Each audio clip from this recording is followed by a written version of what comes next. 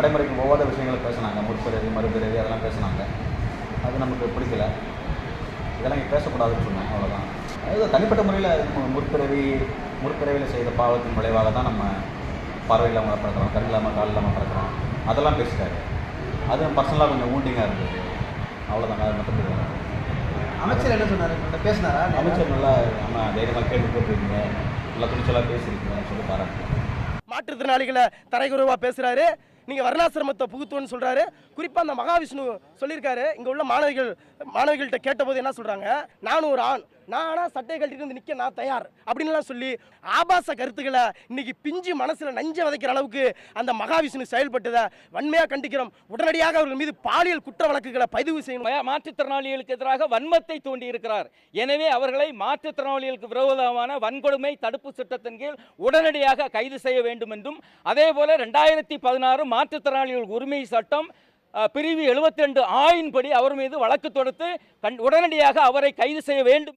மாற்றுத்திறனாளி அவரை ஏன் இப்படி சர்ச்சைக்குரிய கருத்துக்களை தெரிவிக்கிறார் என்று கேள்வி கேட்ட பொழுது அவரை மாற்றுத்திறனாளி என்று பார்க்காமல் அவரை கொச்சப்படுத்தி இழிவுபடுத்தி பேசுகிறார். இது வன்மையாக கண்டிக்கத்தக்கது. தவறு என்பது அவங்க தெரிஞ்சு செய்கிறாங்க, தெரியாமல் செய்கிறாங்க கிடையாது. அதுக்கான இம்பேக்ட் சமுதாயத்திலையும் பிள்ளைகள் மேலேயும் விழுதும்போது அதுக்கு காரணகர்த்தா யாராக இருந்தாலும் சரி அவர்கள் மீது உரிய நடவடிக்கை எடுக்கப்படும். இந்த நிகழ்வும் அது போன்ற நிகழ்வு தான். இதை தீவிர விசாரிக்கும் பொழுது தான் யார் காரணம், இது எஸ்எம் புதிதாக உருவாக்கப்பட்ட எஸ்எம்சி மூலமாக காரணமாக, இல்லை இங்கே இருக்கின்ற தலைமை ஆசிரியர் மூலமாக காரணமாக, அல்லது எங்களுடைய உயரதிகாரியுடைய கவனத்துக்கு கொண்டு சென்று தான் நாங்கள் செஞ்சோம் அப்படிங்கிற காரணமாக என்பதாக எழுத்துப்பூர்வமாக பெறப்பட்டு, நான் சொன்ன மாதிரி இன்னும் 2 நாள் 3 நாள் பொறுத்து கொள்ளுங்கள். அதுக்கான உரிய ஆக்ஷன் கண்டிப்பாக எடுக்கும்.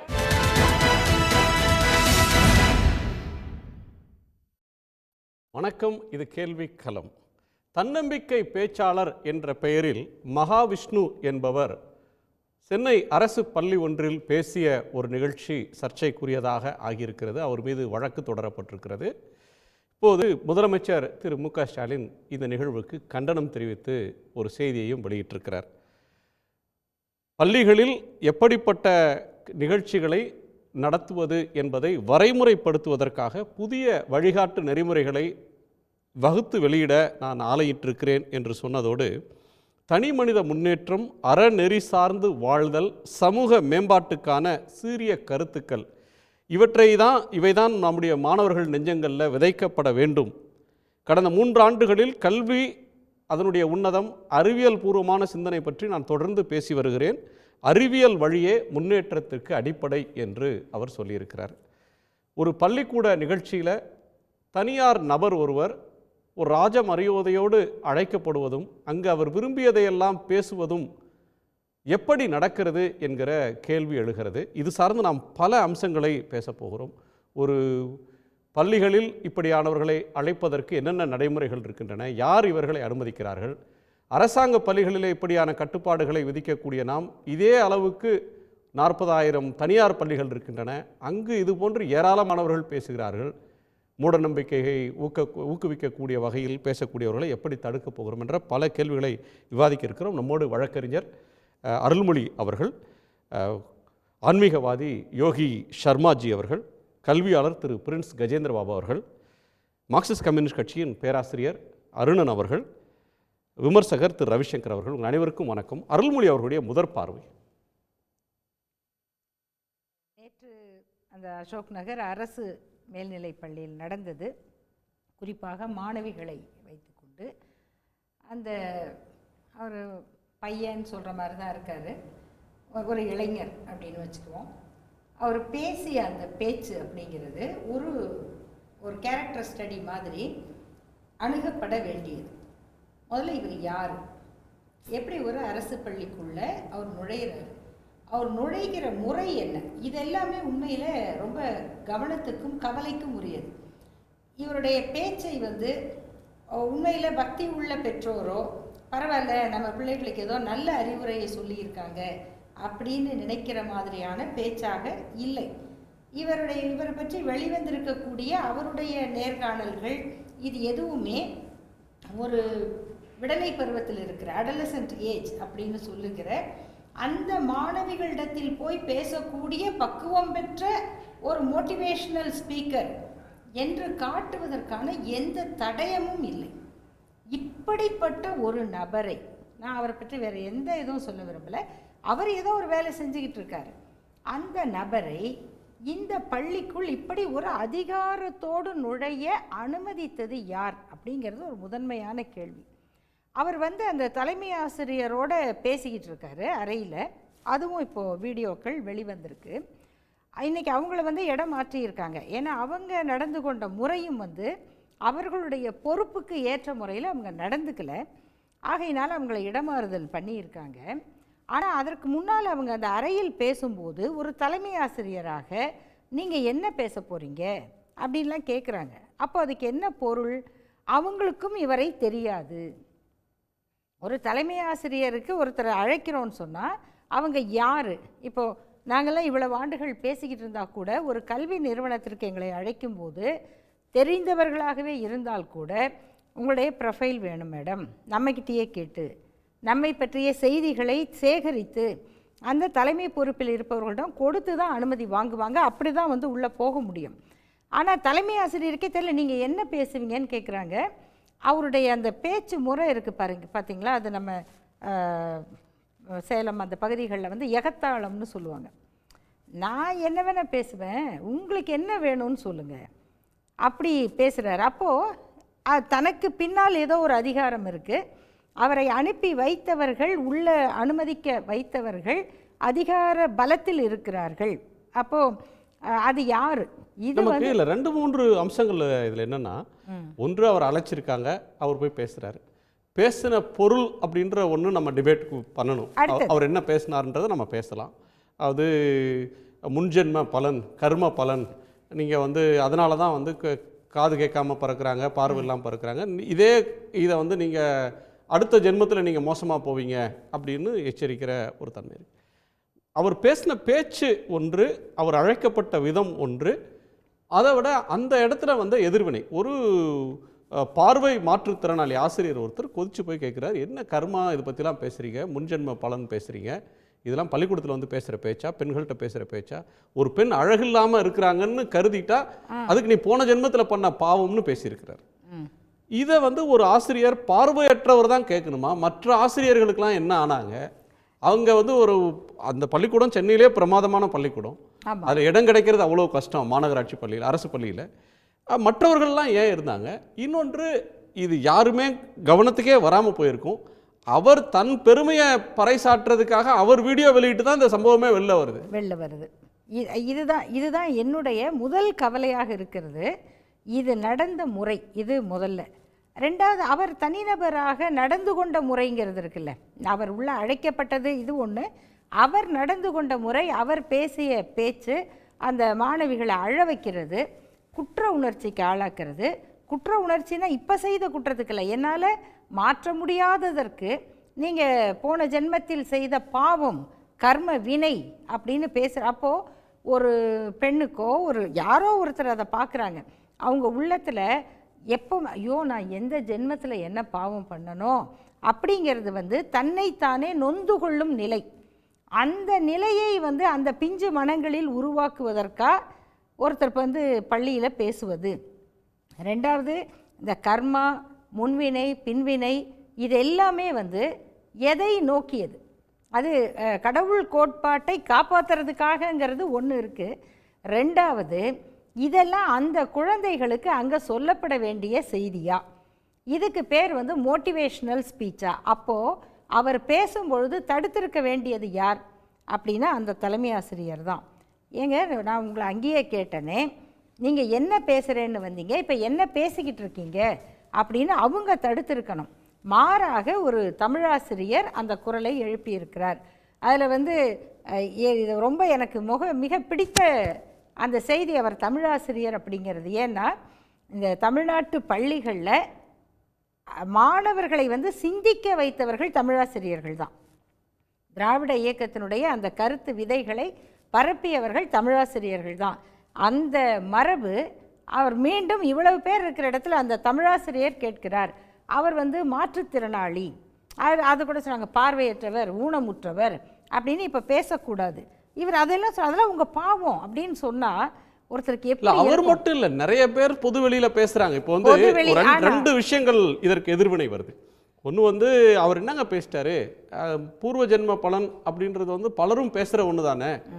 அது ஒரு நல்லது பண்ணா அடுத்த ஜென்மத்தில் நீங்க நல்லா இருக்கணும்னு பேசுறாரு, நீங்க ஏன் நீங்க அதை தப்பா புரிஞ்சுக்கிறீங்கன்னு ஒரு செக்ஷன் கேட்குறாங்க. இன்னொன்று, அவர் ஆன்மீக கருத்துக்களை தானே வெளிப்படுத்தினாரு, நல்ல கருத்து தானே வெளிப்படுத்தி இருக்கிறாரு அப்படின்ற இன்னொரு கோணத்தை எதிர் முகாமில் வைக்கிறாங்க. முதல்ல இதெல்லாம் வந்து மாணவர்களிடம் பேச வேண்டிய நல்ல கருத்தா. இப்போது நாங்கள்லாம் பள்ளிக்கூடங்களுக்கு போகிறோம், கல்லூரிகளுக்கு போகிறோம். அங்கே இருக்கிற அந்த பொறுப்பில் இருக்கிறவங்கெல்லாம் யாரும் எங்களைப் போல கடவுள் நம்பிக்கை இல்லாத ஆசிரியர்கள் இல்லை. ஆனால் அவங்களுக்கு தெரியும் அந்த மாணவர்களிடம் என்ன பேசணும், அவங்களுக்கு எதை நம்ம சொல்லணும், அந்த செய்தியை சொல்கிறது தான் தேவையே தவிர உங்கள் ஆன்மீக பிரச்சாரத்தை எங்கே வேணால் பண்ணலாம், எங்கே வேணால் பண்ணலாம். இன்னொன்று, ஆன்மீக பிரச்சாரம் பண்ணுற ஒரு தோற்றமும் பக்குவமும் அந்த பண்பும் முதல்ல அவர்கிட்ட இருக்கா? நம்ம வந்து ஆன்மீகம்னு நம்ம குன்றக்குடி அடிகளாரை பார்த்துருக்குறோம். அவர் கர்ம பலன்லாம் பேச மாட்டார். குன்றக்குடி அடிகளார் பேசாத ஊர்கள், பள்ளிகள், கல்லூரிகள் இருக்காது. அவ்வளவு இடங்களில் போய் பேசியிருக்காரு. யோக கலைங்கிறத வாழ்வியல் கலையாக மாற்றிய வேதாத்ரி மகரிஷி அவர்கள் வந்து பள்ளிகளில் பேசுவார். அவங்களாம் வந்து என்ன கருத்தை அந்த குழந்தைகளுக்கு சொல்லணும், ஆன்மீகம் அப்படின்னு சொன்னாலும் அவங்களுக்கு என்ன சொல்லணும். இவர் பேசுகிறது அந்த குற்ற உணர்ச்சிக்கு ஆளாக்குறது. அதாவது இது நான் இப்போ செஞ்சதில்லை, போன ஜென்மத்தில், இனிமேலும் அப்படிங்கும்போது அந்த குற்ற உணர்ச்சி இதில் இருந்த குழந்தைகள் விடுபடவே மாட்டாங்க. நீங்கள் என்ன நான் என்னைய தப்பு செஞ்சேன், கடவுளை கேள்வி கேட்கணும். நான் என்ன பாவம் பண்ணேன், போன ஜென்மத்தில் நான் பாவம் பண்ணேன்னா நீ ஏன் என்னை அப்படி படைச்ச, போன ஜென்மத்திலே ஒழுங்காக படைச்சிருக்கலாம்ல, நீ என்ன அப்புறம் கடவுள் அப்படின்னு கேட்குறது தான் அந்த பிள்ளை வயசு. அந்த வயசில் போய் அவங்கள வந்து குற்ற உணர்ச்சிக்கு ஆளாக்கி அழ வச்சு இந்த கிறிஸ்தவ போதகர்கள் சாமி ஆட வைக்கிறது, பேய் ஆட வைக்கிறது, அந்த மாதிரியான வேலை இது. இப்போ அதை பார்க்கும்போது நமக்கு காமெடியாக இருக்குல்ல, ஒரு போதகரை கொண்டு வந்து விட்டு அதே மாதிரி பண்ணால் அப்போ நம்ம எல்லோரும் கண்டிப்போம்ல. அவ்வளவு ஆசிரியர்களும், அது சில பேர் வந்து கொஞ்சம் கடுமையாக சொல்லியிருந்தாங்க, அவர் ஒருவர் தான் அங்கே வந்து பார்வையுள்ளவர், ஏன்னா அவருக்கு தான் அறிவு பார்வை இருந்தது, மற்றவர்கள்லாம் கண்ணிருந்தும் பார்வை இல்லாமல் இருந்தாங்க அப்படின்னெல்லாம் எழுதுகிறாங்க. அப்போ எப்படி அவ்வளவு ஆசிரியர்களும் இதை அனுமதித்து கொண்டிருந்தாங்க? அந்த குழந்தைங்களை குற்றம் சொல்கிறது, குழந்தைகளை குற்றம் சொல்லக்கூடாதுங்க. குற்றம் வந்து நம்ம குற்றம், பெற்றவர்கள் குற்றம், ஆசிரியர்கள் குற்றம். சரி, மாற்று பார்வை கேட்குறேன். யோகி சர்மாஜி, உங்கள் கோணம் என்ன இதில்? இப்போ அம்மா சொல்லும்போது சொன்னாங்க, அவருடைய பார்வை, பேச்சு, நடவடிக்கை எல்லாமே வந்து இயற்கைக்கு எதிராக இருக்குது அப்படின்னு சொல்கிறாங்க. இல்லை, அந்த தன்மைக்கு ஏற்ப இல்லை. அதாவது அவர் பேசின பேச்சில் வந்து இருள் சேர் இறைவினையும் சேரா இறைவன் பொருள் சேர் புகழ் புரிந்தார் மாட்டுன்ற ஒரு வள்ளுவர் சொன்ன ஒரு கூற்றை எடுத்து தான் அவர் பேசியிருக்காரு. அதில் பாவ புண்ணியம்ன்றது இறைவனுக்கு போய் சேராதுங்கிறது தான் வள்ளுவர் சொன்னதே. அதை புரியாமையே அவர் அந்த மகாவிஷ்ணு பேசியிருக்காரு.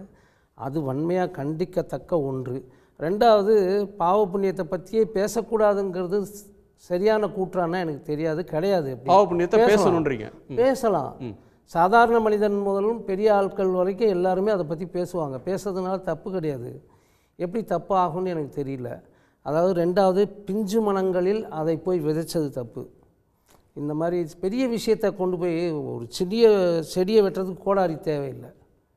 கோடாரியை வச்சு சிறிய செடியை வெட்ட வேண்டியதில்லை. அவர் வெட்டிட்டார், அதுதான் இப்போ இங்கே கூற்று தப்பு. ரெண்டாவது, இவங்க கேட்ட மாதிரி ஒரு சின்ன விஷயம் என்னென்னா, யார் இதை அனுமதித்தது? அந்த பள்ளி தலைமை ஆசிரியர், தலைமை இதில் இருக்கிற வந்து அரசாங்க பள்ளிக்கூடத்தில் நீங்கள் விதைச்சது தப்பு. அரசாங்க பள்ளிக்கூடத்தில் நடந்து ஒரு சர்ச்சையானதுனால இது வெளிச்சத்துக்கு வருது. இது மாதிரி நூற்றுக்கணக்கானவங்க அரசாங்க பள்ளிகள்லையும் பேசிட்டு இருக்கிறாங்க. தனியார் பள்ளிகளில் இது போன்ற மோட்டிவேஷனல் ஸ்பீச்சுங்கிற பேரில் நிறைய நடக்குது. அதை யார் தட்டி கேட்பது? அரசு பள்ளியை மட்டும் நீங்கள் இப்போ டார்கெட் பண்ணுறீங்க எல்லாரும். தனியார் பள்ளிகளில் நிறைய ஆன்மீக போதனைகளே நடக்கிறது, தவறுகள் நடக்கிறது, எவ்வளவோ இப்போ நம்ம பார்த்துக்கிட்டே இருக்கோம். ஆனால் இவர் மோட்டிவேஷ்னல் ஸ்பீச்சுங்கிற பேரில் தவறாக பேசியிருக்கார், வேணால் உண்மை. ஆனால் குழந்தைகள்கிட்ட அப்போ ஆன்மீகத்தை பரப்ப வேண்டாம்னு சொல்கிற நீங்கள் அரசியலை பரப்பலாம்னு இருக்கா? அறிஞர் அண்ணாவே சொல்கிறார், மாணவர்கள் அரசியலுக்கு வரணும்னு. அப்போ மாணவர்கள்ட்ட அரசியலை பரப்பலாமா? ஆன்மீகத்தை பரப்ப வேண்டாம், விட்டுடுவோம். யாராவது அரசியல் பேசினாங்கன்னு நான் கேளு. கல்லூரி மாணவர்கள்ட்ட ஒரு ஓட்டு போடுற வயசுல மாணவர்கள் அரசியலுக்கு வரலான்னு சொல்ற போது அதுல நியாயம் இருந்தா ஆன்மீகத்தை பரப்புறதும் நியாயம்தானே தவிர்த்து அநியாயம் கிடையாது. ஆனால் இந்த மாதிரி விஷவித்துக்களாக இவர் பேசிய விஷயம் தவறு, அதை ஒப்புக்கொள்ளணும். இருந்தாலும் ஆன்மீகத்தை பேசுறது தப்பு இல்ல, அதுல குறிப்பா குழந்தைகள் கிட்ட தேவையில்லாத விஷயங்களை புகுத்துனது தான் தப்பு. பாவ புண்ணியம்ன்ற விஷயங்களை பேசணும். பாவம் புண்ணியம்ன்றது ஏதோ அதாவது போன ஜென்மத்தில் நான் செஞ்ச பாவத்துக்கு இப்போ அனுபவிக்கிறேங்கிறதெல்லாம் ஏற்றுக்கொள்ள முடியாத ஒன்று. அதில் மாற்று கருத்துக்கள் உண்டு, நிறைய இருக்குது. ஆனால் பாவம் நாம் செஞ்சால் இப்போ ஒரு உயிரை கொலை பண்ணுறோம்னா அது பாவம் தான், அது எப்படி புண்ணியமாகும்? அப்போ அங்கே பாவம் புண்ணியங்கிற வார்த்தை வருது, அந்த செயலும் நடக்கிறது. அப்போ நீங்கள் அதை பேசவே கூடாதுங்கிறது தான் தப்பு. பேசித்தான் ஆகணும், பேசினா தான் உண்மை புரியும். பேசவே இல்லைன்னா எப்படி? கடவுள் இருக்குதுன்னு ஒருத்தர் சொன்னால் தானே இல்லைன்னு சொல்கிறது ஒருத்தர் இருக்கீங்க. இல்லைன்னு சொல்கிறது எப்படி சொல்லுவீங்க? இருக்கிறத வச்சு தானே இல்லைன்னு சொல்ல முடியும். சரி, அதாவது இப்போ ஐயா சொல்கிறது அந்த கேள்வி நியாயமானது. அரசியலை பரப்பலாமா, நம்ம எதையுமே புகுத்தக்கூடாது, பரப்பலாமான்னா யாரும் அரசியல்வாதிகள் போய் பள்ளிக்கூடங்களுக்குள்ள பேச முடியாது, அரசியல் பேச முடியாது. அரசியல் பேசல, அதாவது அறிஞர் அண்ணாவே சொல்லியிருக்காரு, அரசியல் எல்லாரும் மாணவர்கள்லாம் வரணும்னு ஒரு காலேஜில் பேசியிருக்காரு. இல்லைங்க, உண்மைதான், அவர் நிறைய இடங்கள்ல பேசியிருக்காரு. என்னன்னா மாணவர்களுக்கு அரசியல் தெரியணும். ஏன்னா 18 வயசுல ஓட்டு போட போறாங்க. 18 வயசுல ஓட்டு போடுகிறவர் அரசியல் தெரியாம எப்படி இருக்க முடியும்? ஆனால் தேர்தல் பிரச்சாரத்தை போய் நம்ம பள்ளிக்கூடத்தில் பண்ண முடியாது.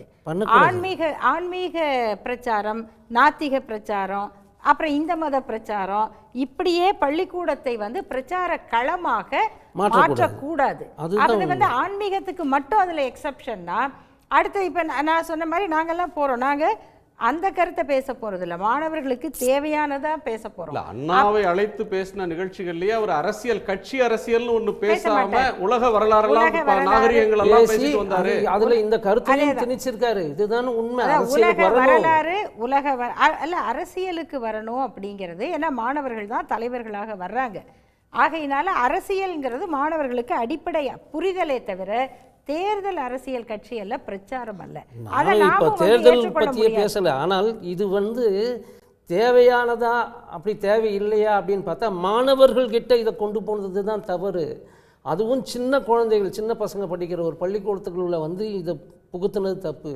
ஆனால் பாவ புண்ணியம்ங்கிறது பேசினாதான் புரியும், பேசித்தான் ஆகணும்ன்றது தான் என்னுடைய கருத்து. திரு பிரின்ஸ், தமிழ்நாட்டையே உலுக்கிடுச்சே இந்த சம்பவம்.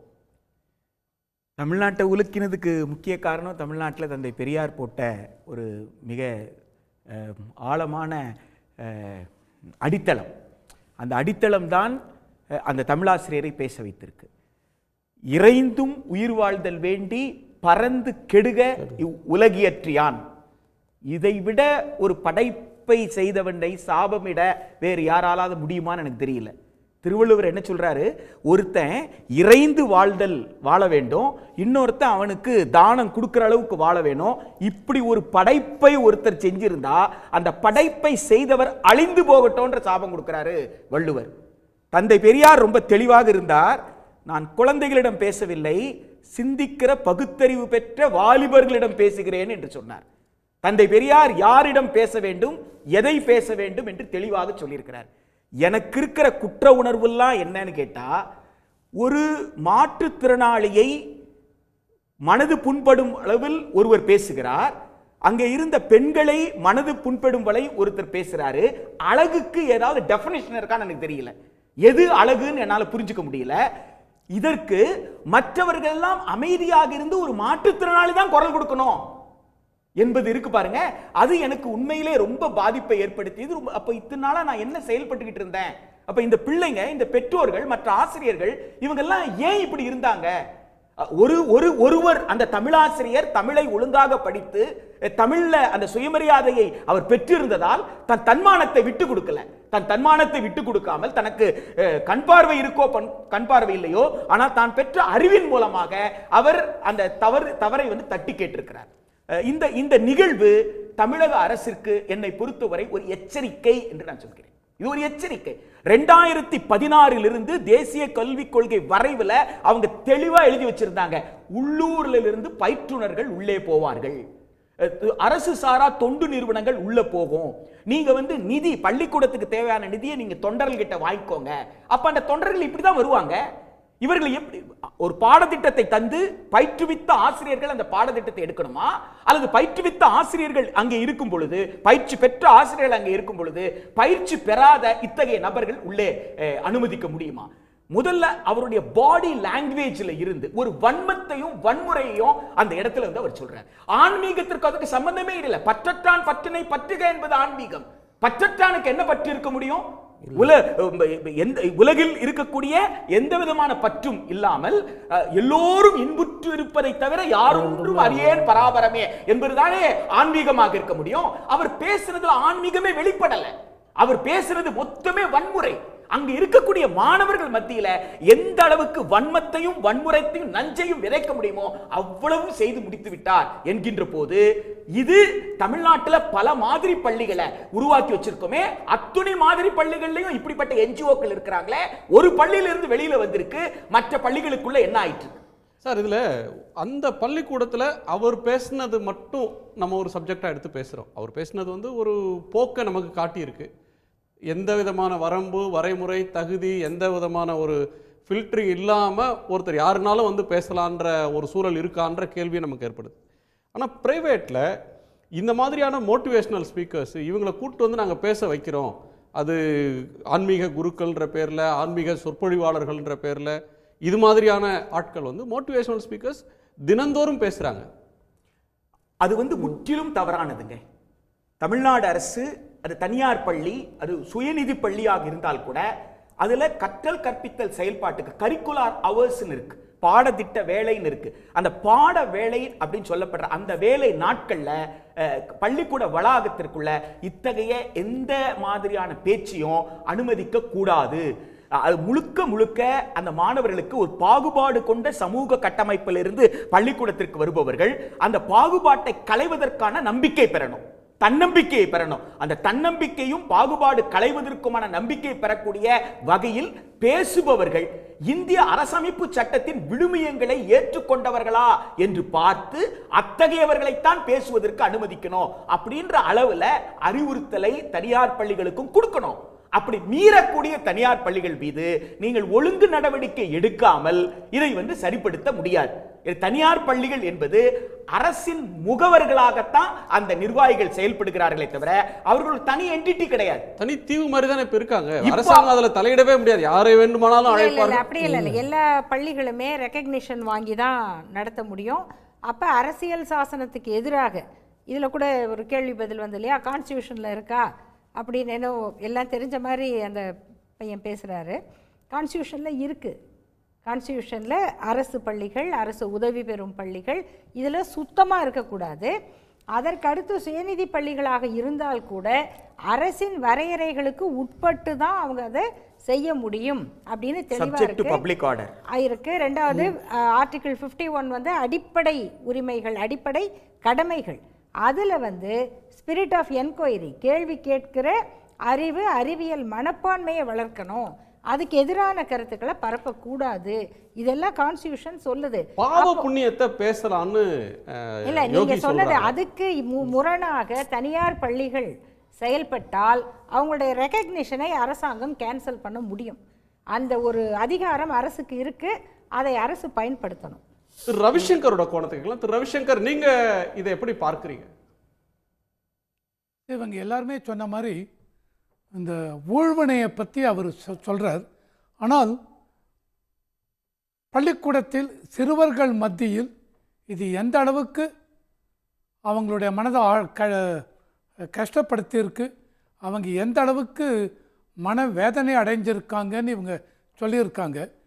அது எல்லாமே ஒரு பள்ளிக்கூடத்தில் பேசும்பொழுது இவங்க முன்னாடியே முடிவு பண்ணணுங்க. அதாவது இந்த பள்ளிக்கூடத்தில் ஒரு பேனல்னு வச்சு யார் யார் பேச போகிறாங்க, யாரை கூப்பிட போகிறோம்.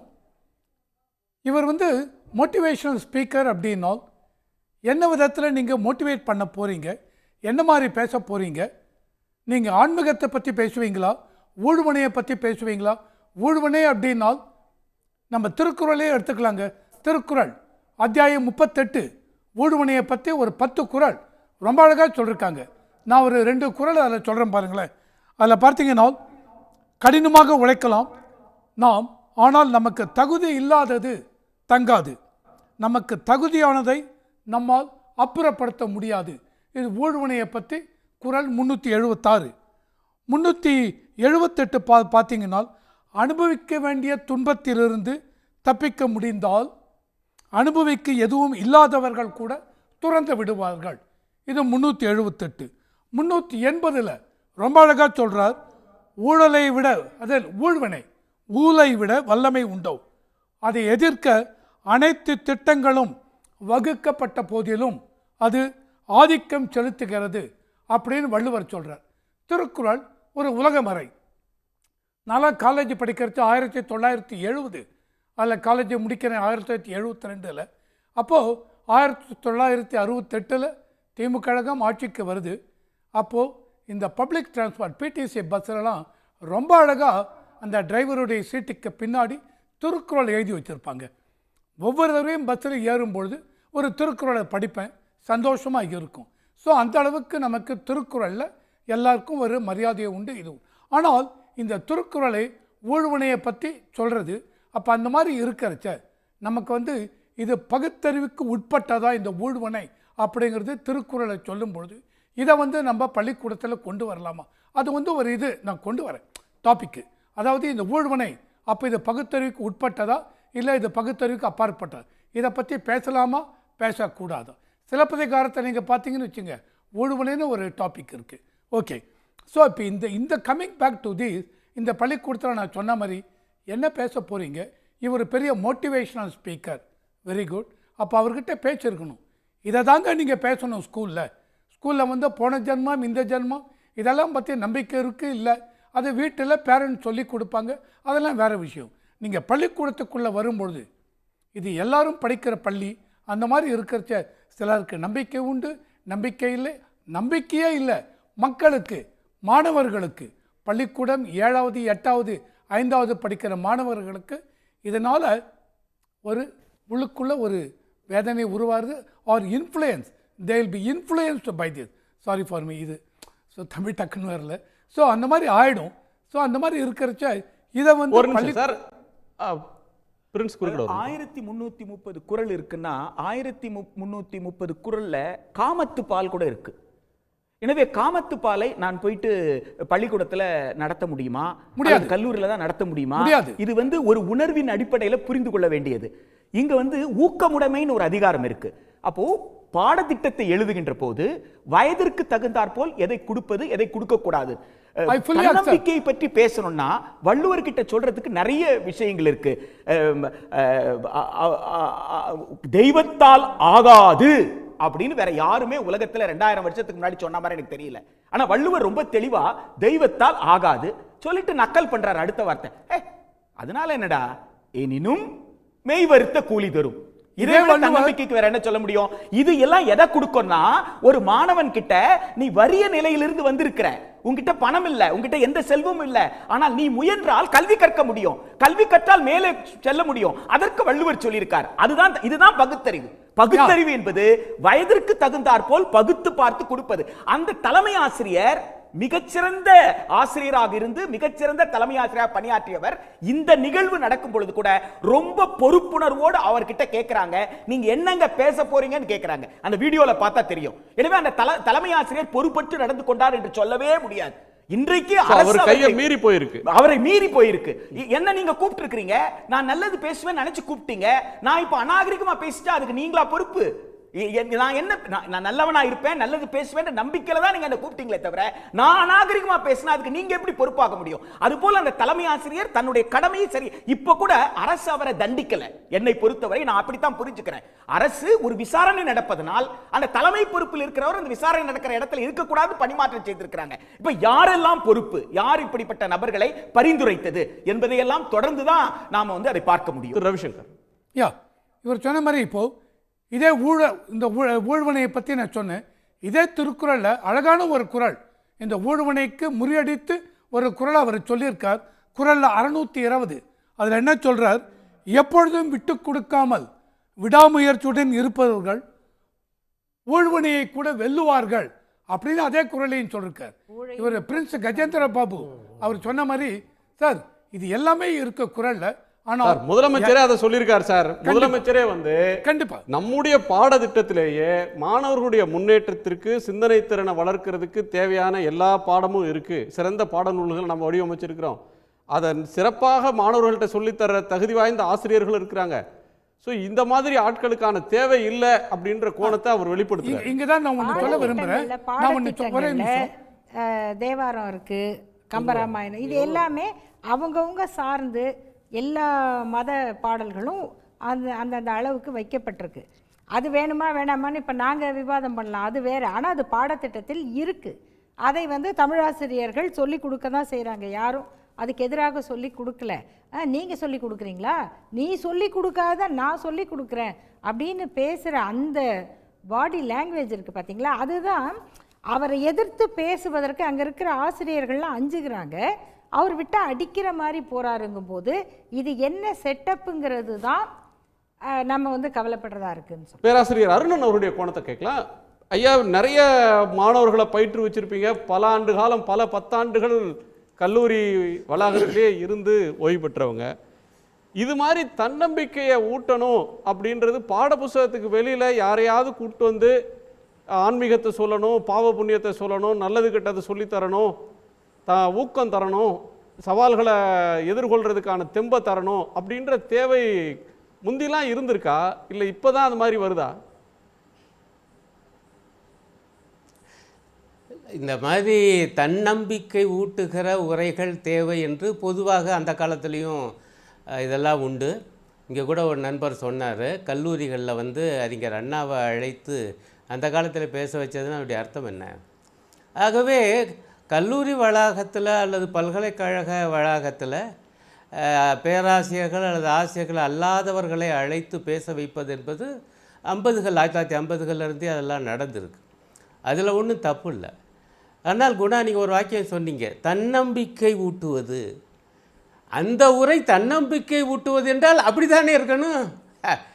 தன்னம்பிக்கைக்கு நேர் மாறான விஷயங்களை அவர் பேசியிருக்கிறார். பேசிவிட்டு இங்கே சகோதரி அருள்மொழி சொன்னது போல் அவரோட எப்படி வாதம் பண்ணுறாரு, நான் இப்போ பேசுனதெல்லாம் பேசக்கூடாதுன்னு அரசியல் அமைப்பு சட்டத்தில் இருக்குங்களா ஐயா அப்படிங்கிறாரு. ஆமாம் இருக்குன்னு இவங்க சொன்னாங்க. நான் இன்னொன்று கூட சொல்லுவேன், அதனுடைய முகவுரையிலேயே இருக்குது, இது மதச்சார்பற்ற குடியரசு. உள்ளுக்கு என்ன இருக்குது? மதங்களை பரப்புகிற உரிமை தரப்பட்டிருக்கு. யாருக்கு? குடிமக்களுக்கு. ஆனால் அரசு அந்த வேலையை செய்யக்கூடாது. அரசு மதச்சார்பற்றது. அனைத்து மதங்களிலிருந்தும் அரசு விலகி நிற்கணும். ஆகவே அரசு நடத்துகிற பள்ளிகள், இதர கல்வி நிறுவனங்கள் விலகி நிற்கணும். அரசு நிதி பெறுகிற கல்வி நிறுவனங்கள் விலகி நிற்கணும். முதல்ல அதுக்குள்ளே வர்றேன். முழுக்க முழுக்க தனியார் பள்ளி, தனியார் கல்லூரி, அதுக்குள்ளே கூட நான் போகலை. இங்கே அரசு பள்ளியிலே நடக்குது. என்ன பேசுகிறார் அவர்? இந்த மாதிரி இந்த ஒரு மாற்றுத்திறனாளி என்றால் இதெல்லாம் அவர் முன் ஜென்ம பாவ புண்ணியம் பற்றி பேசக்கூடாதாங்கிறாரு ஒரு நண்பர். அவங்களுடைய பாவ புண்ணிய கருத்தில் எப்படி வருக்குன்னு பார்த்தீங்களா? இப்போ எனக்கு ஒரு உடலில் ஒரு ஊனம் என்றால் நான் முன் ஜென்மத்தில் நான் செஞ்ச பாவம். இது இயற்கையினுடைய ஒரு மாறுபாடு அல்ல. நான் அந்த காலத்திலே பிறந்திருந்தேன், நான் இப்போ அநியாயம் பண்ணேன், அதுக்கு இப்போ அனுபவிக்கிறேன் இந்த பிறவியில். இந்த நம்பிக்கை இன்றைக்கு இந்து மதம், சமண மதம் போன்ற மதங்களில் உண்டு, நான் மறுக்கலை. இந்த நம்பிக்கை உள்ள நாங்கள் அதை பற்றி பேசுவோம். பேசுங்க, எங்கே உங்கள் தனியாக ஒரு இடத்துல உட்காந்து பேசுங்க, ஒரு மண்டபத்தை பிடிச்சி பேசுங்க, உங்கள் செலவில் பேசுங்க. அரசு பள்ளியில் பேசலாமா? மோட்டிவேஷனல் ஸ்பீக்கர்ன்ற பேரில் யாரையும் அலோ பண்ணாதீங்க. ஏன்னா மோட்டிவேஷனல் ஸ்பீச்சுங்கிறது மதம் சார்ந்த சம்பந்தப்பட்டதாக தான் இப்போ மாறி போச்சு. மோட்டிவேஷனல் ஸ்பீச்சே தூக்கணுங்கிறேன். மக்களுக்கு தேவை இப்போ மோட்டிவேஷனல்னா அது சகோதரி சொன்ன மாதிரி அது பாடத்திட்டத்திலேயே இருக்குது. பாடத்திட்டத்திலேயே எல்லாம் இருக்கிற போது மோட்டிவேஷனல் ஸ்பீச்சுங்கிறது ஒன்று தனியாக தேவையில்லை. அப்போ மோட்டிவேஷனல் வரும்பொழுது அங்க மதம் வருது. சரிங்க, அது உங்க எந்த கருத்து. மதமா ஐயா, இருந்தாலும் மதத்தை மதத்துக்கு திணிக்கிறார்கள். வெளியில மோட்டிவேட் பண்ணவே முடியாதா? மத கருத்து ஒரு புராணத்தை அல்லது மத நம்பிக்கை அதுல சொல்ற டெனட்ஸை விட்டுட்டா மோட்டிவேட்டே ஒருத்தரை பண்ண முடியாதா? அப்படி இல்ல யாரும் அதை சொல்லல. மதத்தை சார்ந்துதான் நீங்க சொல்லல. அல்ல, அவர் மதத்தை பயன்படுத்தி அதை செய்யாதீங்க, மதத்தை பயன்படுத்தாதீங்கங்கறேன். சரி, திரு அருணன் அவர்கள் இந்த மோட்டிவேஷன்லயே ஒரே பாயிண்ட், ஒரே நிமிஷம். இல்ல சாரி, இல்ல இந்த மோட்டிவேஷன்லயே இல்லங்க, பேனல் வச்சிருந்தீங்க. அதுல ரிட்டையர்ட் ஐபிஎஸ் ஆபீசர் இன்ன வரைக்கும் இல்லங்க, இன்ன வரைக்கும் ஜட்ஜஸ் அந்த மாதிரி வச்சிருக்கீங்களா? ரவிசங்கர் ஒரு நிமிஷம், அருணன் அவர்கள் முடிச்சிரட்டும். திரு அருணன் ப்ளீஸ். இன்ன வரைக்கும் நீங்கள் தான் பேசுகிற போகிற நான் கேட்டேன் பொறுமையா, ஏன் அதுக்குள்ளே பதட்டப்படு.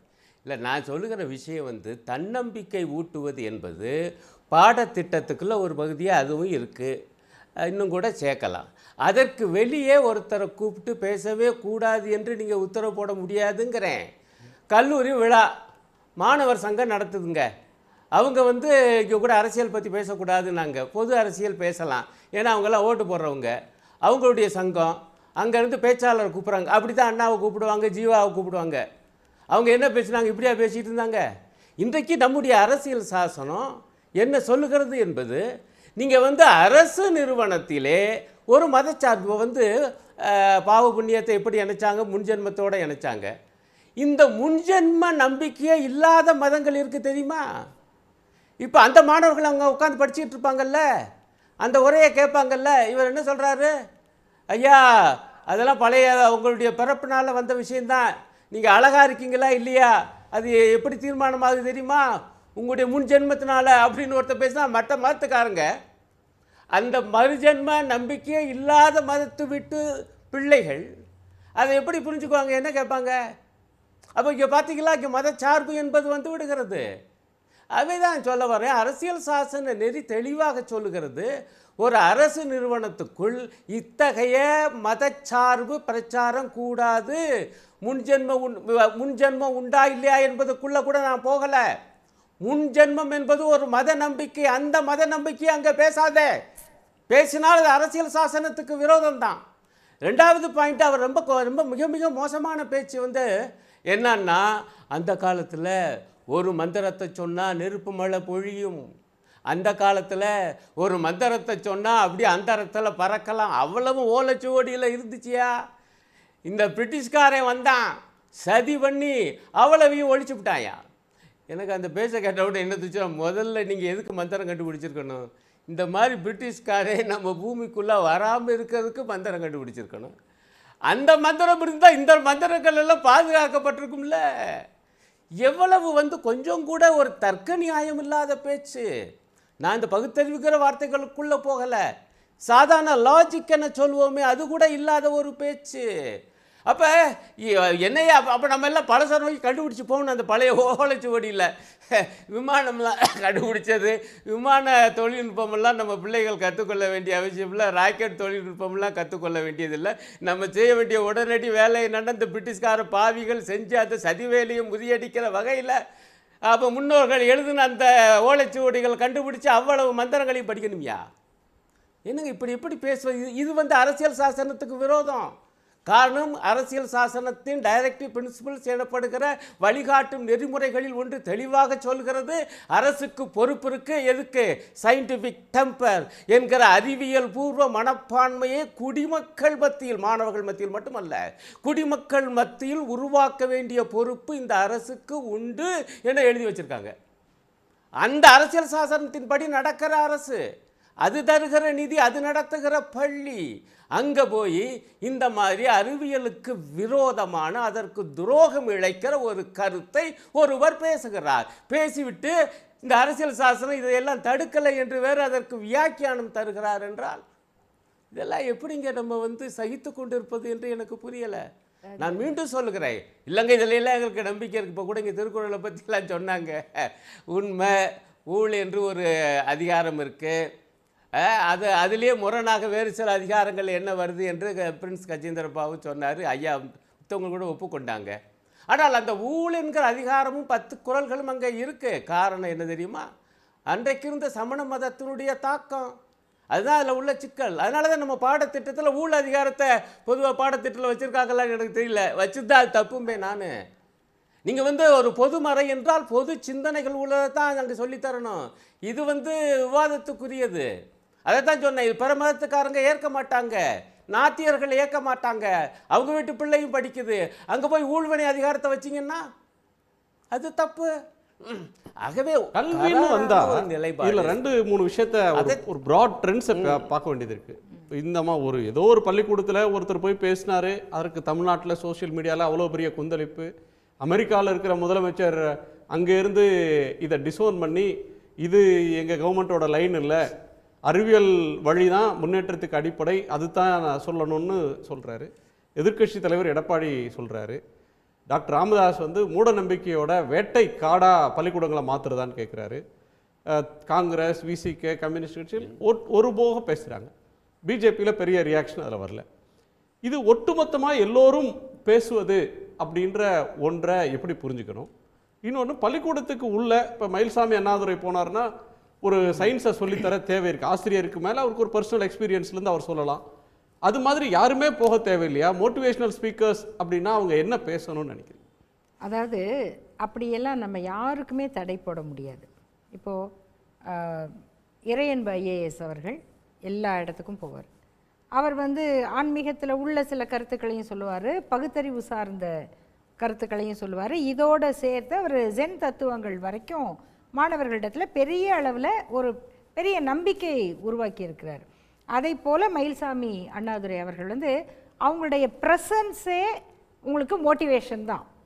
அவர் யார், எந்த ஊரில் பிறந்தார், எப்படிப்பட்ட ஒரு விஞ்ஞானியாக அவர் வளர்ந்தார், மங்கள்யான்னு பேர் வரும்போது மயில்சாமி அண்ணாதுரைங்கிற பேர் வந்தால் அது உலகம் முழுக்க இருக்குது. அந்த குழந்தைங்களுக்கு இப்படி ஒருத்தரை நம்ம கொண்டு போய் நிறுத்தும் போது அதுவே மோட்டிவேஷன் தான். அதே போல் இலக்கிய மன்றங்கள் இருக்குது. பல கல்லூரி பள்ளி இலக்கிய மன்றங்களில் நாங்கள் நிறைய பேர் பேசியிருக்கிறோம். அதில் குமரி அனந்தன் போன்ற சிறந்த பேச்சாளர்கள்லாம் அவங்களுக்கு எப்படி அந்த இலக்கிய சுவை அதெல்லாம் பேசுவாங்க. இதெல்லாம் மாணவர்களுக்கு தேவைதான். ஆனால் இப்போ நடக்கிற இந்த மாதிரி நீங்கள் சொன்ன இந்த தனியார் பள்ளிகளில் நடக்கிறதும் இது மாதிரி ஆட்கள் இது ஒரு வலைப்பின்னல், இது ஒரு ஆபத்தான சிலந்தி வலைப்பின்னல். இவங்க நோக்கம் என்ன, அவங்க பேசுகிற பேச்சு என்னன்னு பார்த்தீங்கன்னா, இந்த வாட்ஸ்அப்பில் வர்ற வதந்தியெல்லாம் இருக்குது பார்த்தீங்களா, 3,70,000 குருகுலம் இருந்தது, அது இருந்தது. இதுக்கெல்லாம் நமக்கு ஆதாரமே கிடையாது. ஆதாரம் இல்லை. எப்படின்னா அதெல்லாம் வெள்ளைக்காரன் எரிச்சிட்டான். போகிற போக்கில் எல்லார்ட்டையும் ஒரு ஒரு ஒரு பொதுவான மைய இழை ஒரு சரடு என்னன்னா, மெக்காலே கல்வி தப்பு, அதுக்கு முன்னாடி ஒரு ஒரு குளோரியஸ் பாஸ்ட் கடந்த காலத்தில் இருந்தது, வெள்ளைக்காரர்களை வில்லனாக்குற ஒரு தன்மையை, ஒரு பிரிட்டிஷ் எஜுகேஷன் வெஸ்டர்ன் எஜுகேஷனை. அது என்ன காரணம்னு சொன்னால், வெள்ளைக்காரங்க பிரிட்டிஷ் காலத்தில் தான் பொது பள்ளிகள் அப்படிங்கிறது தொடங்கப்பட்டது. அது வரைக்கும் பள்ளிக்கூடங்கள் என்பவை திண்ணை பள்ளிகள். திண்ணைங்கிறது அக்ரஹாரத்து திண்ணை தான். அப்புறம் மடமாக இருந்தால் அது கோயிலை சார்ந்தது. அப்போது அந்த கோயிலுக்குள்ளே போக முடியாதவங்க, கோயில் தெருவுக்குள்ளே போக முடியாதவங்க, அக்ரஹாரத்துக்குள்ளே போக முடியாதவங்க, இவங்களுக்கு கல்வி கிடையாது. அப்படி இருந்ததை மாற்றி பிரிட்டிஷ் பீரியடில் தான் பொது பள்ளிக்கூடங்கள் வருது, எல்லோரும் படிக்க வராங்க. இப்போது பிரசிடென்சி காலேஜ் எவ்வளவு ஆண்டுகள் ஆனது? அப்போ அதில் படித்தவங்க எப்படி படித்தாங்க? அவங்க அப்பா அம்மா ஏன் படிக்கலை? அதுக்கு முன்னால் ஏன் அவங்க படிக்கலை? அப்போ எப்படி இந்த மாநில கல்லூரின்னு வந்த பிறகு இவ்வளவு பேர் உருவானாங்க? எம்எம்சி எப்போ வந்தது? இதெல்லாம் உருவாக்குனது யார்? அப்போ அங்கே படித்தவங்களாம் எப்படி? இந்த உண்மை தெரியக்கூடாது அப்படின்னு நினைக்கிறாங்க. ரெண்டாவது, நீதி கட்சி ஆட்சியில் இருக்கும்போது 1920 தமிழ்நாடு எஜுகேஷன் சர்வீசஸ் அதுக்கான ஒரு சட்டம் போட்டிருக்காங்க. இன்ன வரைக்கும் அதுதான் நமக்கான அடிப்படை சட்டம். அந்த சட்டத்தில் இந்த எய்டட் ஸ்கூல், உதவி பெறும் பள்ளிகள் எங்கே வைக்கணும்னு ஒரு விதி இருக்குது, யாருக்குமே தெரியாது. அந்த உதவி பெறும் பள்ளிகள், அரசு பணம் கொடுக்குற பள்ளி எல்லோரும் வருகிற இடத்தில், it should be accessible to all, especially the people from depressed classes அப்படின்னு இருக்குது விதி. அவங்க வரக்கூடிய இடத்துல நீங்கள் பள்ளிக்கூடம் வைக்கணும். நாங்கள் இங்கே வச்சுருக்காங்க, இந்த தெருவுக்குள்ளேயே அவங்க வர முடியாது, நாங்களாம் வேண்டான்னு சொல்கிறோம் அப்படின்னு சொல்லக்கூடாது. இதை செய்யாத பள்ளிகளுக்கு உதவி ரத்து செய்யப்படும், அங்கீகாரம் ரத்து செய்யப்படும் அப்படின்னு நீதி கட்சி அரசாணை போட்டது.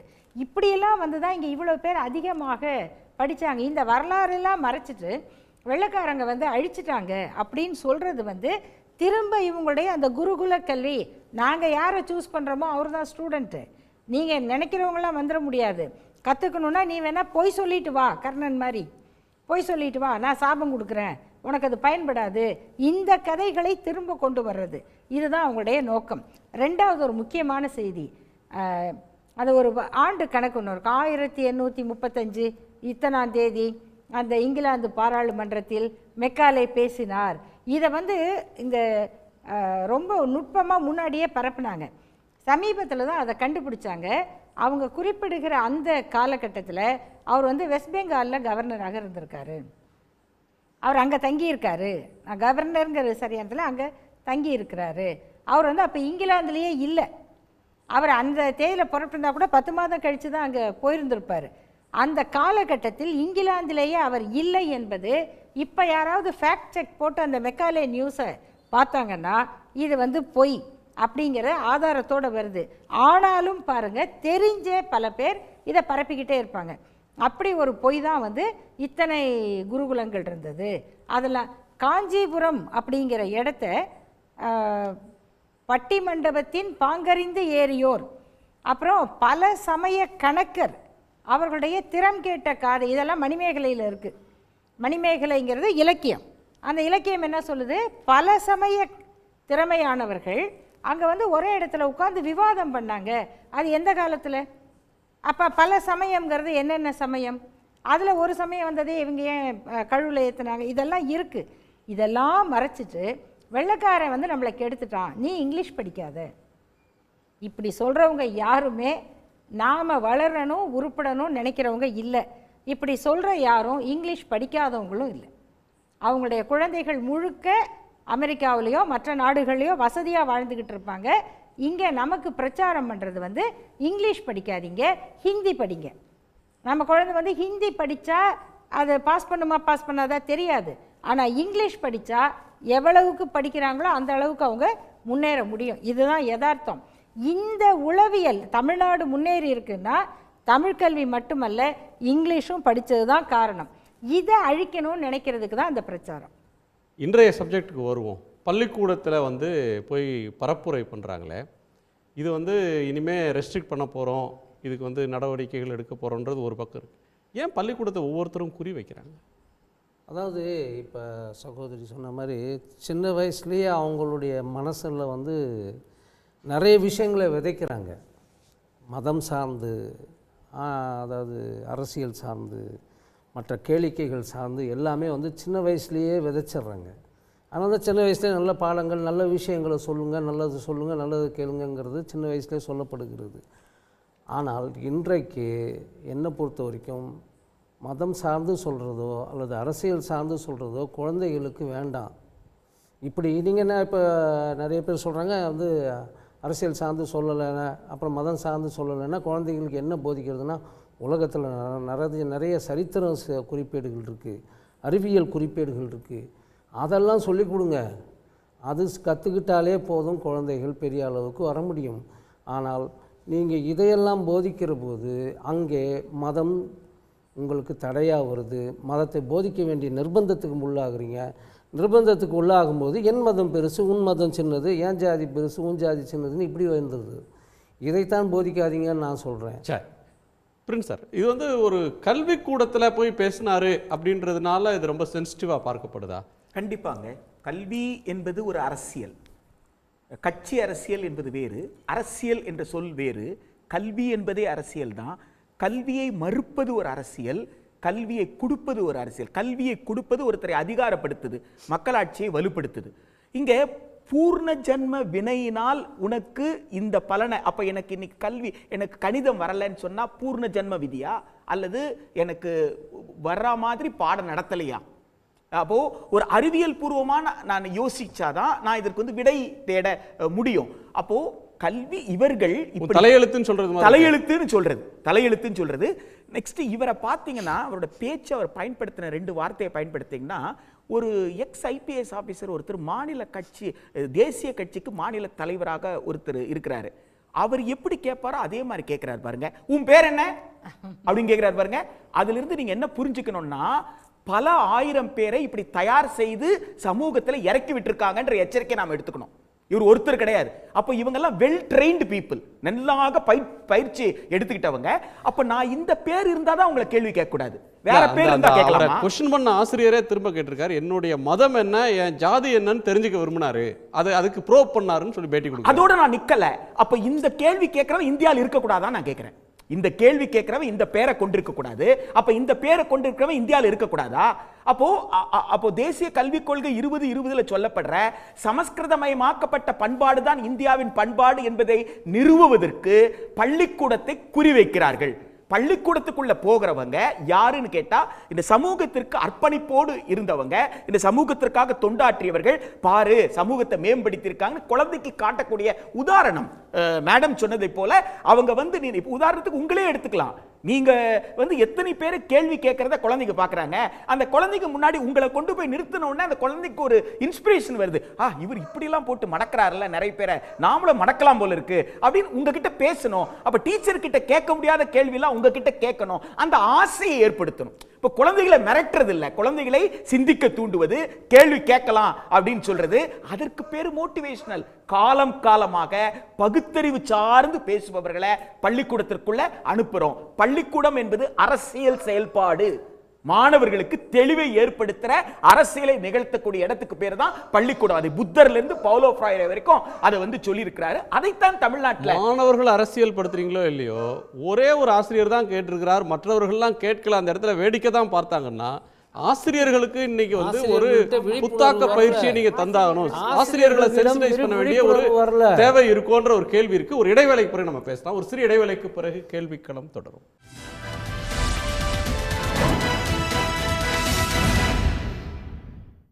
கேள்விக்களம் தொடர்கிறது. திரு ரவிசங்கர், உங்கள் நிறைவு பார்வை. இவர் வந்து நான் பார்த்ததில் 2 பள்ளிக்கூடத்தில் இந்த மாதிரி பேசியிருக்காருன்னு படித்தேன். ஒன்று அசோக் நகர், இன்னொன்று சைதாப்பேட்டை.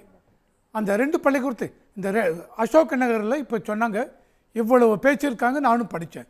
இந்த மாதிரி பேசும்பொழுது ஆரம்பத்திலேயே தடுத்து நிறுத்திருக்கலாம். சார், நீங்கள் மோட்டிவேஷன் சொல்லிவிட்டு வேறு எங்கேயோ டாப்பிக்கை எடுத்துகிட்டு போகிறீங்க.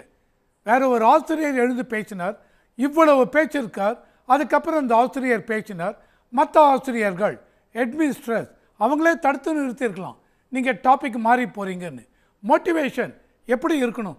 நான் முன்னாடியே சொன்ன மாதிரி ஒவ்வொரு ஸ்கூல் எங்கே போகிறாரோ பேனல் வச்சுக்கோங்க. இந்த பேனலில் இவங்க தான் இருக்கணும். IPS officers, IAS, judges, retired இவங்க, ப்ரொஃபஸர்ஸ், எமினன்ட் பர்சனாலிட்டிஸ், இவங்களாம் பேசி என்ன நீங்கள் என்னவா வரப்போகிறீங்க, உங்களுடைய ஃப்யூச்சர் இஸ் வெரி இம்பார்ட்டன்ட், இது என்ன மாதிரி கொண்டு போக போகிறீங்க, நாளைக்கு என்ன துறையில் நீங்கள் வரப்போகிறீங்க, நீங்கள் என்ன மாதிரி புக்ஸ் எல்லாம் படிக்கணும், எப்படி உங்களுடைய அறிவை வளர்த்துக்கணும், இதெல்லாம் வந்து ரொம்ப முக்கியம்.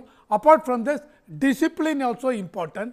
சமயம் மதம்னு வரைச்சு எஸ் மதமும் இருக்கலாம், ஒவ்வொருத்தருக்கும் ஒரு கோட்பாடு. ஆனால் அந்த மதத்துக்குள்ள மூட நம்பிக்கை அதுங்கிறது மாணவர்களுக்குள்ள உள்ள வராமல் பார்த்துக்கணும். This is very important.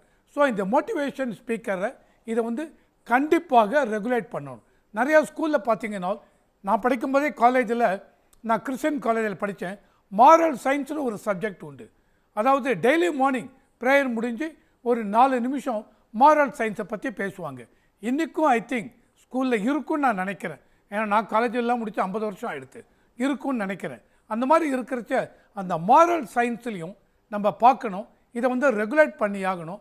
எதை பற்றி பேசுகிறாங்க, இதில் பகுத்தறிவுக்கு அப்பாற்பட்டு மூட நம்பிக்கைன்னு இல்லாமல் எந்த மதமாக இருக்கட்டும், எந்த மதமாக இருந்தாலும் அந்த மூட நம்பிக்கைன்னு ஒன்று மாணவர்கள் மத்தியில் உள்ளே வராமல் பார்த்துக்க வேண்டும். இது ரொம்ப முக்கியங்கிறது என்னுடைய பாயிண்ட். திரு அருணன், இதே நாளில் நேற்றைக்கு ஆசிரியர் தினத்தில் இது நடந்திருக்கு. பல இடங்களில் ஆசிரியர் மரியாதை செய்கிறோம்ன்ற பேரில் ஆசிரியர்களோட கால கழுவக்கூடிய பாத பூஜை அப்படின்ற ஒரு கலாச்சாரம் நிறைய ப்ரைவேட் ஸ்கூல்ஸில் நடக்குது. சென்னையிலேயும் நடக்குது, பல ஊர்களில் அது வந்து ஏற்றுக்கொள்ளப்பட்டது மாதிரி ஆயிடுச்சு. இந்த சம்பவத்தில் இன்னொன்று வந்து, இவர் வந்து பிரின்ஸ் அந்த ஹெட்மாஸ்டர்ஸ் கூப்பிடலை, வேற யாரோ அனுப்பியிருக்காங்க, பின்னாடி இருக்கிறாங்க மேல் அதிகாரிகள் யாரோ. எப்படி சர்வசாதாரணமாக அவங்களுக்கு அங்கே வந்து என்ட்ரி பாஸ் கிடைக்குது, எந்த அடிப்படையில் இவர்கள் அழைக்கப்படுறாங்க, அதில் என்ன ஊடுருவல் இருக்குது அப்படின்றது வந்து ஒரு பெரிய பேசு பொருளாக மாறி இருக்கேன். இல்லை, முதல் விஷயம் இந்த பாத பூஜை விவகாரம். இப்போ இந்த நண்பர் கூட அதானே குருகுலங்களை பற்றி பேசினார். அவர் ஒரு எண்ணிக்கை சொன்னார், நானும் கேட்டேன் 30,000னாரு, அப்புறம் என்ன 1,00,000 3 லட்சமா எது சொன்னார்.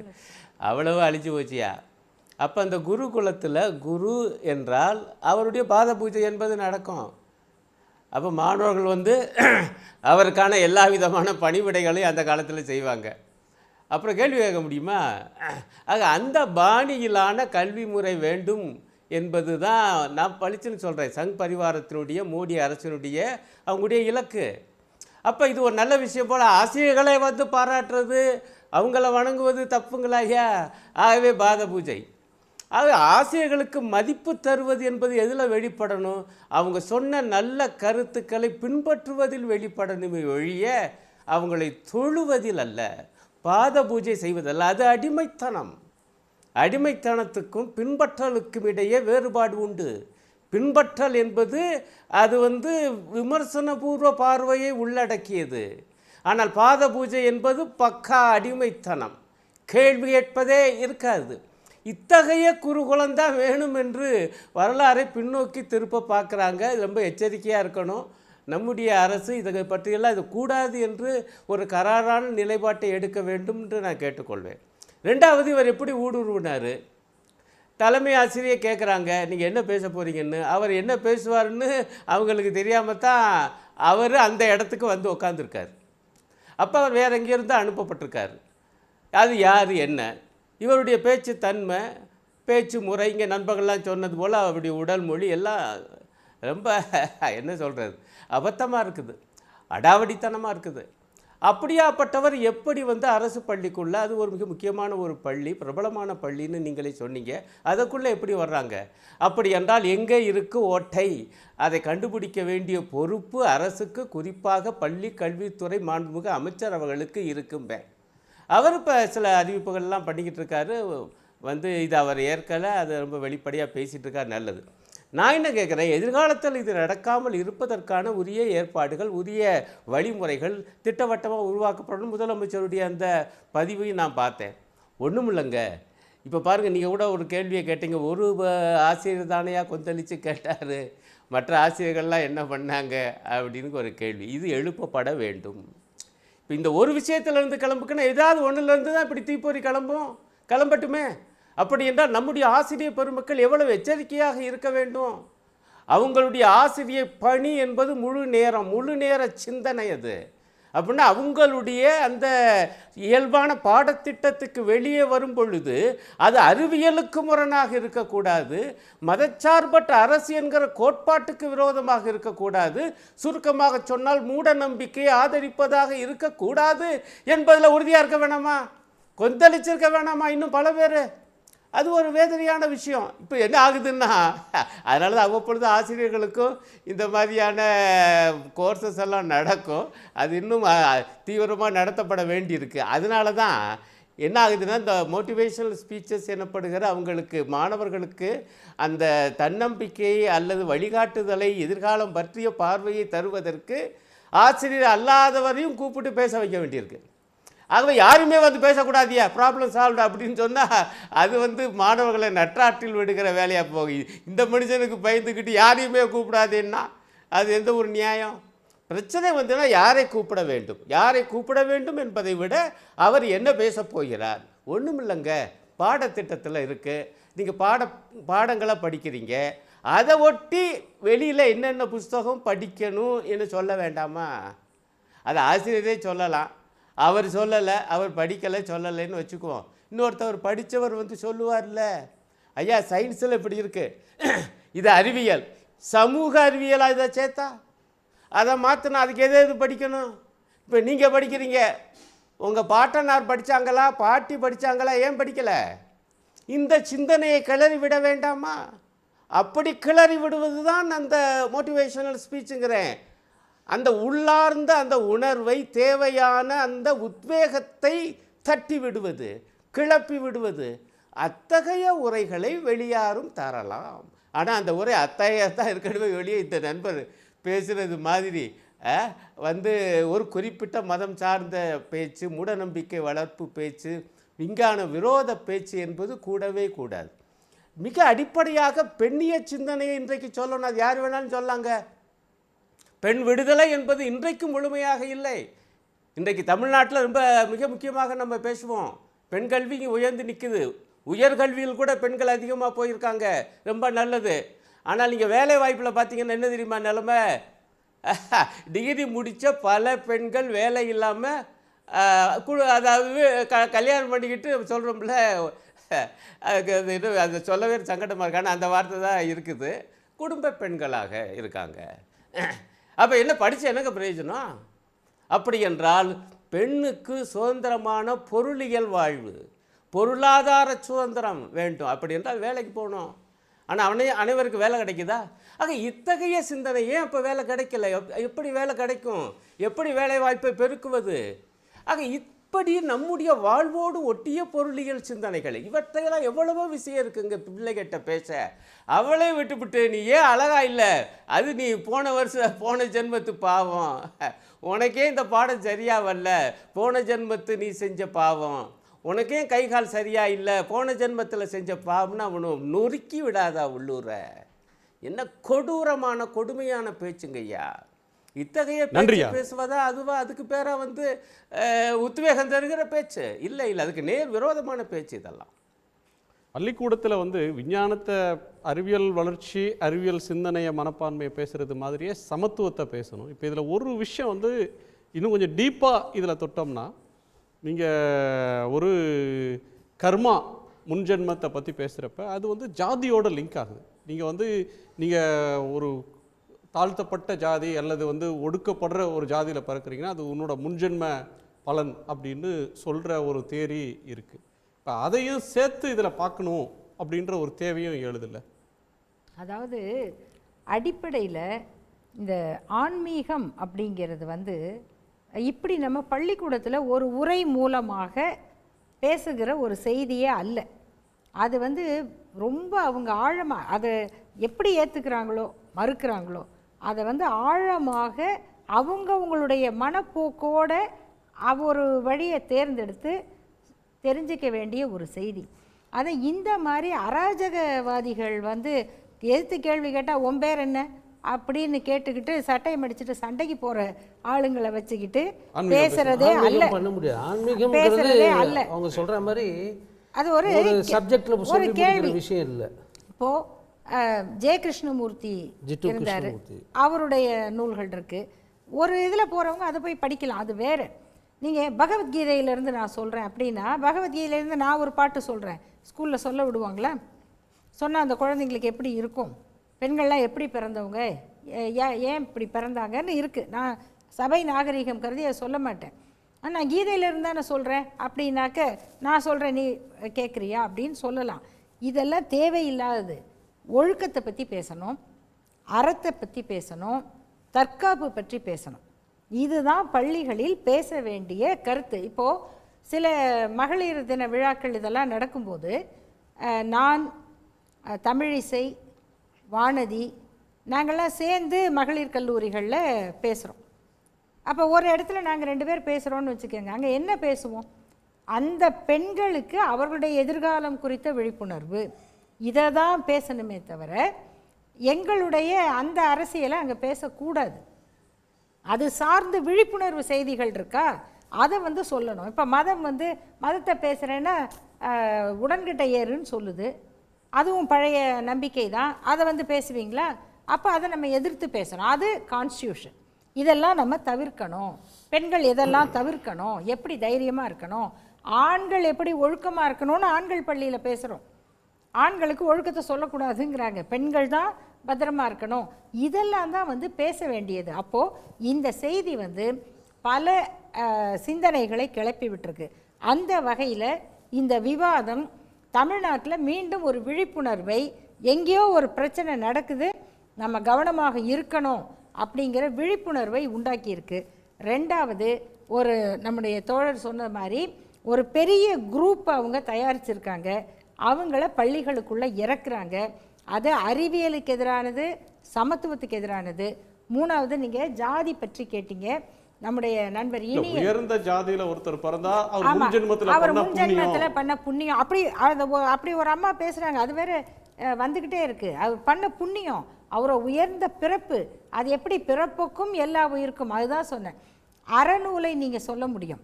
அவர் சொன்ன மாதிரி ஊழை விட ஊழிர் பெருவெளி யாவுலன்னு சொல்லும், ஊழையும் உப்பக்கம் காண்பர்னு சொல்லும். இது அறநூலோட வேலை.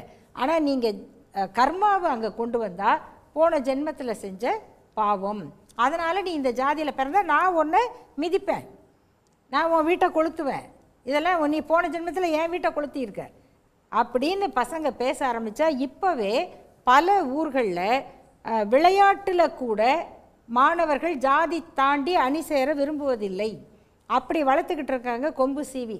அப்படிப்பட்ட பிரச்சனைகள் வர இடத்துல இது முன்ஜென்மம்னு அங்கே போய் பேசுனா, நான் பெரிய ஆளுன்னு நினைக்கிறவனுக்கு அது நல்லா இருக்கும், நான் அடிமையா அப்படின்னு கேட்குறவருக்கு அது எப்படி இருக்கும்? அப்போது எதிர்த்து பேசாதீங்க, இருக்கிற அமைப்பை அப்படியே ஏற்றுக்கங்க. நீ அடிமையா, நீ இந்த வேலை செய்யணுமா அந்த வேலை மட்டும் செய். அவர் பெரிய ஆள், நீ கும்பிடணுன்னா கும்பிடு. இந்த அமைப்பை கேள்வி கேட்காத, குறிப்பாக வர்ணாசிரமத்தை அப்படியே ஏற்றுக்கங்க அப்படின்னு சொல்கிறது தான் இவர்களுடைய நோக்கம். அதுக்கு தயாரிக்கப்பட்ட இந்த குரூப் இப்போ தமிழ்நாட்டில் எந்தெந்த பள்ளிகளுக்குள்ளெல்லாம் போயிருக்கு, எவ்வளோ பேர் இதில் இறங்கி வேலை செஞ்சுருக்காங்கங்கிறத நம்ம ஒரு கணக்கெடுக்க வேண்டிய வேலை இருக்குது.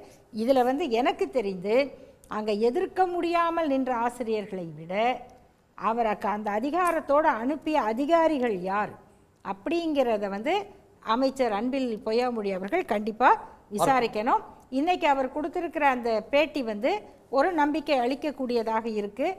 ரெண்டாவது, அரசு பள்ளிகள் சார்ந்து அவர் பல நல்ல திட்டங்களை செயல்படுத்திக்கிட்டு இருக்காரு. அதே நேரத்தில் அந்த அடியில் கரையான் அரிக்கிற மாதிரி இவர்கள் உள்ளே நுழைகிறார்கள்னா அதற்கு காரணமான அதிகாரிகளை களை எடுக்க வேண்டிய பொறுப்பு ரொம்ப முக்கியமாக இருக்குதுன்னு நினைக்கிறேன். நன்றி. நிறைவு செய்யலாமா?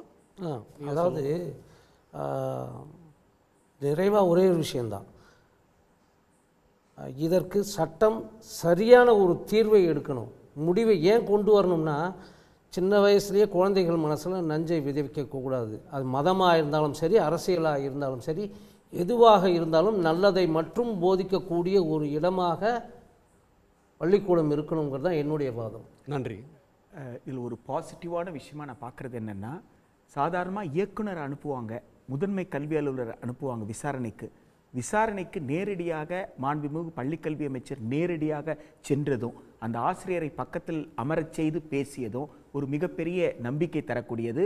இந்த அரசமைப்பு சட்டத்தின் பால் நின்று பகுத்தறிவோடு மாணவர்கள் வருவதை உறுதி செய்யும் என்கின்ற செயல்பாட்டாக நான் அதை பார்க்கிறேன். மிக்க நன்றி. உங்கள் அனைவருக்கும் நன்றி. மீண்டும் சந்திப்போம். இது கேள்விக்களம், மக்களின் மேடை.